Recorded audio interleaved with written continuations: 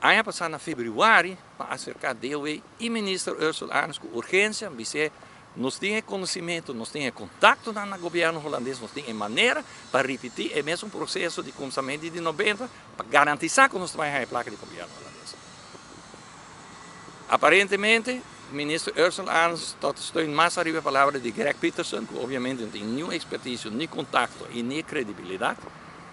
E até a situação atual, outro lugar vai estar ano passado, como eu pedi uma de reunião de ministro Ursula Arns arriba falar de tema ambiental e arriba instrução de seu supercoordenador Greg Peterson e não mag doen cara, a mim não mag Vicenta, pero nem FANAPA, nem Acção Ambiental, nem Rainbow Warriors, que tem organizações que basicamente têm passado a tratar o tema ambiental, tanto de dump como de planta aqui, não mag sinta na mesma pessoa em outra companhia, o senhor Greg Peterson, para ele aqui ganhar.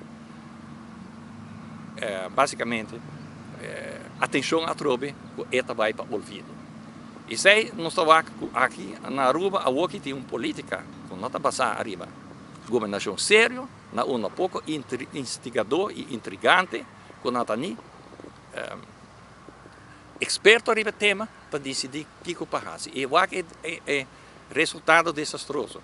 Sierra de dump está causando que a Aruba rapidamente está convertindo em um dump grande. Tur caminha, sushi está sendo depositado, sete inspectores de DOE e se mata correndo para logo, mas manenta bisa, os branches blussam, o cara viaja com um pique sushi, caminho, outro caminho está sendo depositado. E a planta aqui, e rolou stinky, a como se chega até no hotel em high rise, e turista não está perguntando, what the hell is happening in Aruba? It used to be so well organized.